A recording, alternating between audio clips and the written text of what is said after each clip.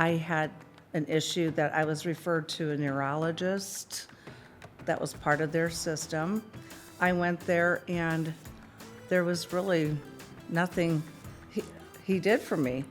And I felt like it was a waste of resources. It was a waste of my time. It was a waste of his time. But how much did that cost the insurance company? And I don't remember. I probably had to pay a copay. Sure. And so I think with our DPC plans, I think you get a little bit more personalized care, and maybe I wouldn't have been sent to that neurologist. Welcome to RBP from the Frontlines. These episodes of ClaimTalk will be dedicated to giving our audience a behind-the-scenes look at the member experience. With each episode, we'll introduce you to real people solving real member issues every day. So join us as we highlight frontline workers supporting members through their healthcare journey on a network-free plan. What works, what doesn't, and what it takes to make these plans successful from their perspectives. I'm Stephanie Mohr, and along with Amy Pellegrin, we'll be your host today. We've been with ClaimTalk since 2016, and it's time that we elevate these discussions. And today on the podcast, we have the lovely Sharla Mallett. Hello. Sharla has been with ClaimTalk for about 3 years now, and I believe she actually just celebrated her third-year anniversary here, so congratulations on that. Thank you. And she holds a unique role on our direct primary care team, our DPC team, as we'll be referring to it throughout the podcast. But before we dive into what that is and what that role entails, I'd like for you to please just give us a little bit more information about yourself. Okay. Tell us how you got to ClaimTalk, maybe your evolution from member advocate to where you are today. Sure. And maybe something personal as well. Sure. Actually, my background has been in insurance for 20 plus years and working with different members, different providers, different groups. And primarily I was doing sales in that arena, but when you're doing sales, automatically you're going to be doing service also, because they always come back to the person that they originally talked to. So I've just been part of the sales service world now for 20 plus years. And with ClaimDoc, I kind of stumbled across ClaimDoc in a weird way. I bank very close by here, and I happened to drive by here one day, and I'm like, oh, Fitness World West is no longer here. What is this? So I drove up, and I'm like, ClaimDoc, and I read everything. I'm like, this sounds like something I should really look into. So I did a little research, and I thought, I think I would like to investigate this a little further. So I put in an application, came in, and liked what I heard, and here I am. Well, we're happy to have you, Sharla. Oh, thank you. We've actually had several people who've applied after seeing the building and the sign, so it's been great. So Sharla, if you could also just give us a little bit more about your journey from member advocate, what that was like, the service that you're offering, and then your role on this direct primary care team, and what, if you could give us your perspective on what the direct primary care team is all about and how we service members through that relationship. Well, one thing, as a member advocate or a member of the DPC program, is our members are always front and foremost, okay? And when you're a member advocate and you're not more specialized like the DPC plan is, you wear a lot of different hats, and you've got to, help people in a lot of different areas. And with the DPC arena, we primarily focus on just helping our members be seen at the offices that they need to be seen at. So you're more specialized, more focused, whereas as a member advocate, you have to focus in so many different arenas. And now, you can just help people get what they need more expediently. Sure, yeah. That makes perfect sense. So, in other words, we're partnering directly with our direct primary care teams to ensure that the members that we mutually service are getting access to the care they need outside the four walls of these direct primary care offices. Exactly. So we partner, again, very closely with them. That type of model works really well with the plans that we service, particularly when we don't have networks, right? Our direct primary care partners are referring members to physicians outside of their practices, to surgery centers, and that's where maybe we come in with our Pave the Way program and navigating those access points for our members. So that's a great thing about ClaimDoc is we find a need to, service our members, to partner with other organizations, and we fill it, and we do that as much as possible to enhance our member experience. Absolutely. It's really nice working with a DPC because in many situations, they might have a local presence in that area that we're calling into. And we've had a few times where there's been a need for a specialist that I never even knew existed. I'm like, really? There's such a thing as a play therapist? Yeah. I mean, who knew? And lo and behold, with our relationship with the DPC, they were able to help us locate that specific specialist. So we would be able to help that member and their child out. And those are the most rewarding things that I can think of is when you can put somebody in a position that they need, or their family in a position that they really need to be in. So, yeah, and I've really appreciated the fact that in some cases the DPCs are regionally located so they can guide us to where to go to. Yeah, that's an excellent point. Yeah. When you first started at ClaimDoc, I would imagine that 3 years ago, we were probably just starting to get introduced to the direct primary care evolution, as I'll call it. I would say that it's really catching speed, especially in the industry that, the broker relationships that we have that are looking for innovative solutions to help drive savings and new ways to approach health plans that still have quality health care, that take care of the members, but at the same time are eliminating those traditional networks. Is my memory correct? Do we have many relationships with DPCs when you first started as a member advocate? When I first started as a member advocate a little over 3 years ago, we did not have the DPC plan just yet. And I think that would be, I'd love to hear what your thoughts are on that, those process changes, because we did have to make some process changes to accommodate those new ideas. But I think that's one of the great things about ClaimDoc is our philosophy is we want to make the health plans better. And even if it's not something that we are directly touching, if we can adjust our processes a little bit to help with those enhancements, we're willing to do that. Absolutely. And I can speak personally about the DPC plan because I participate in our DPC plan. And I fully appreciate the relationship I have with the DPC. And I appreciate the fact that I wouldn't know where to go for certain specialists. And they have been able to refer me to different places that I had never heard of, never knew existed. And it has been excellent care. I go into my DPC.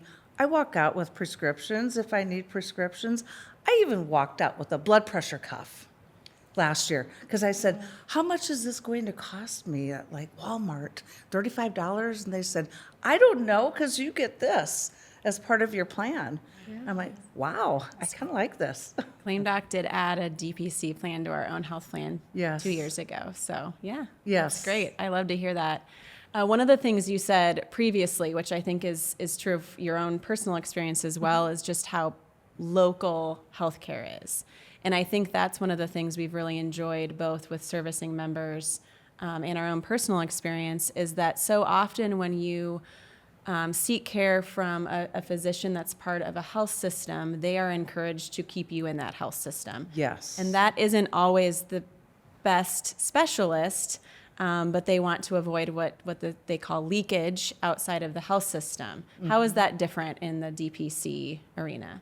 I guess looking back, and I'm just kind of looking at a personal experience when I bring this up, I had a situation where prior to working here at ClaimDoc, I did doctoring with one of our local systems here in the Des Moines area, and I had an issue that I was referred to a neurologist that was part of their system. I went there and there was really nothing he did for me. And I felt like it was a waste of resources, it was a waste of my time, it was a waste of his time, but how much did that cost the insurance company? And I don't remember, I probably had to pay a copay. Sure. And so I think with our DPC plans, I think you get a little bit more personalized care, and maybe I wouldn't have been sent to that neurologist. Sure, and they're not affiliated with a large health system, right? So they Correct. can refer to anybody in town. Right. And their relationship with ClaimDoc is that we then help facilitate to make sure there was access at those specialist points. Exactly. Yes. You have such a wonderful way of connecting with the person on the other side of the phone, whether it's a DPC provider, you're providing them with an update, or you're calling a healthcare provider to educate them on how the plan works. I have the pleasure of sitting right next to you almost, and I can hear you, get on a really personal level with them so that you connect and get the job done. So, and keeping, I guess, with the theme of relationships, how does that help you with the member experience, with helping our DPC providers, but also, helping our members get into the providers that they need to see that they've been referred to? That's a great question. And one of the things that I really like to do when I call a provider's office is, my goal is, okay, first off, I want to help them understand the kind of insurance that our member has before they go into the appointment. I just want to make sure that they don't have any issues. I want to make sure that if there are any questions that the provider's office has, that those get answered ahead of time. And I tell them that as well. And I want to make sure that the member knows what to expect when they go in for their appointment, and I want the provider's office to know what to expect on their end. And I usually try to assure them that I want to make sure that you guys get paid too. So if you have any questions, please give me a call. I want this to be a win-win situation for them as the provider as well as their patient who's our member. And also when I talk to them, it might be another time I have to make a call to them, or another member advocate may need to give them a call. I want to leave a good taste in their mouth. So I try to leave them with a smile on their face. Yeah. I want them to remember something about that call. That is not an easy task by the phone either. It's not, but I think I learned a lot from my aunt, Laura. Whenever you talked to her, you could just hear the smile in her voice. And that's what I try to bring whenever I talk to, whoever on the phone, whether it's a provider or a member or whoever it might be. Yeah, hearing the smile through the telephone, I know, is something that Lori, our member advocate trainer, loves to mention as well. Right. Making sure that you're making the other person feel good. And even if you're giving them bad news or news Exactly. they don't want to hear. And even if you're not having a great day, Exactly. don't make their day worse, try to make their day better. Hey, you know what? It might make your day better. So going back to our DPC partners and the relationship we have with them and how we work with them behind the scenes, to the member, maybe it's just the update that we're giving them, right? Hey, your provider agreed to submit claims. Go ahead and make your appointment, plus more information that we like to provide them, right? But what's going on behind the scenes when we're working with a DPC provider? And why is it so important for us to have such tight workflow processes with them for that member experience? So the way the process works is our DPCs will identify what the member may need or one of their family members, and they send that information into us. And we have a coordinator who will go ahead and put everything together and send it to one of the DPC members of the team. We call out to the provider's office and tell them exactly what the member will need and make sure that they will be able to do the procedure or the service that needs to be done for that member or their family member. And then any questions that we need to get answered will get answered. Any kind of referrals or pre-authorizations or anything like that that need to be gotten, we'll either walk through the process with them if they need to get that, or let them know that we'll try to get that on their behalf, or how, if we have to have the DPC get that for them. And then we type that all up, we send it into the coordinator, who puts it all together and sends it back to the DPC. And then they do what they have to do. Yeah. Sounds like there's a lot of moving parts. There are a lot of moving And I believe parts. there's about 5 people now that work Yes. closely with our direct primary care partners and just process their request nominations through our Pave the Way efforts. So Right. that's excellent. Yeah, we started with 2. Yeah. We've doubled in size. Or, Big growth. Yeah, We have a need, we fill it, and it goes from there. right, exactly. When we were first designing Pave the Way, there was certainly not the existence of direct primary care plans, at least not with our solution. We hadn't been exposed to it yet. And so it's exciting to see all this progress. I know that when we were really starting to hear about this from brokers and the desire to implement the DPC approach rather than necessarily adding a physician network and really making that healthcare local and personal as opposed to network-based. A lot of our competitors really pushed back on that. Now, they also owned networks, so of course it was a dig at their own revenue and maybe didn't fit perfectly into their model. But we really saw it as an opportunity to improve the health plan and improve Pave the Way. And I think that our willingness to adjust and develop a team specialized for DPC and a team that adjusted our original processes to enhance that member experience really speaks to our philosophy of truly caring about improving the health plan experience.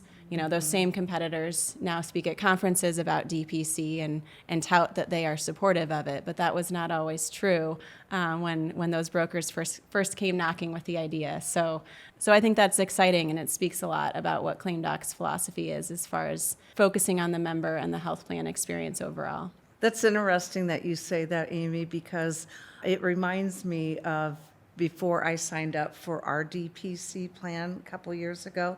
I had my last appointment with my previous provider, and I asked him if he had ever heard of a DPC. He had never heard of it. I said, well, it's been nice, having you as my doctor. It's been nice but- knowing you. Yeah, exactly. But I'm going to be moving down the road, and so maybe he's now heard of DPC. It used to be more for like wealthy individuals and concierge, right? You hear about it in states like Yeah. California. If you can't get into your doctor, maybe you can pay for a concierge provider. It's really that concept that's developed into something that services employer plans and allows all of us that access, right? Because it's more of a model that you can grow and offer to employers as well. Well, it sounds like we can bring a lot more to the table for the members also with having a DPC. I think generally primary care providers are naturally prone to be more advocates of their patients. But I think in that direct primary care space, they are so much more involved. They spend so much more time with their patients that advocacy becomes really just a part of the practice in everything that they do. And not just the proactive approach to care, but really the relationship that develops with the patient. Yeah, and I think on average, primary care physicians spend about 7 to 10 minutes with their patients. So if you can think of, what kind of conversations they're having or what resolutions are they coming to in a checkup with their primary care physician. So it's sometimes that automatic referral to another specialist to treat whatever the symptoms are, right? Whereas within the 4 walls of the DPC, they're spending 45 minutes, 60 minutes with their patient to really get down to their history, the root of the Yes. issue and things of that nature. So And most of the time with that 4 to 7 minutes or 7 to 10 minutes, they're on their computer putting in things and not really listening to you. Coding for insurance. Yes, exactly. Well, So and I- insurance has been trying to solve the quality conundrum for so long. And really, you just need a trusted doctor who knows the options in town and not a database printout that you're using to decide, what is the best quality of a doctor that I should go to in town. And so I think that the DPC model really enhances that as well. I think you're right. One thing that just came to mind as we were having this conversation is when I first moved to the Des Moines area many years ago, I was on a prescription and the doctor kept having me come back every quarter. And one time I was in there and I'm like, there's no reason why I should have to come back every quarter. I said to the nurse, is this doctor on some kind of a quota? And she kind of gave me the look like, maybe. So, Fee for service, that's Yeah. the anti of DPC. yeah. And I said, I will not be coming back every quarter from now on. So I've kind of been my own advocate. See, that's Yeah. why you're such a great individual for the member advocate role. You're a great Thank fit, you. Sharla. Thank you. All right, so this wouldn't be RBP from the front lines if we didn't talk about real member experiences, right? So what are some memorable member cases or situations where you played a critical role on this DPC team for our members, maybe collaborating with a physician on that side of things? I kind of go back to the therapist situation and the play therapy situation I brought up in the past. That wasn't one of mine, but I did have a different situation where it was another therapist that I had never heard of that particular type of therapy. I didn't even have I had no idea where to begin to find that specialized of a therapist. So we did have to talk to the DPC and get their input and have them give us a few options to call. And it was very rewarding because not only were we able to get that member into that therapist, but it was close to their home. And so that always makes you feel really good when you can help somebody like that. Yeah, that's important. Yeah. Making sure that it's the right fit on all levels. Yes, and especially in a large metropolitan area like Chicago. Oh, yeah. Yeah. Where our 5 miles is Right. a short little drive versus, I see what you 15 minutes and you're there here in Des Moines. exactly. Or it's like 15 hours. Is there anything else that you would like to chat about today? Any other insights that you would like to provide on the DPC side of things, on the role that you play within that team? Anything that we didn't ask you? I think one of the things that would come to mind is I really felt it was an honor to be asked to be part of the DPC program here at ClaimTalk. I look at it as a more specialized area. We have a lot of things that we have to coordinate and juggle when it comes to working with the members and the different providers. There's a lot of moving parts. And to try to keep all of those organized and in sync with each other, it's a tough job, but it's one that I embrace. And I feel really good about being part of this team. And I'm so glad you guys asked me to be part of it. That's great to hear. Thanks. Well, thank you so much for coming on the podcast today and sharing your knowledge, your insight, and how you work on the DPC team. And thank you to our audience for joining us today. Don't forget to like, subscribe, and share.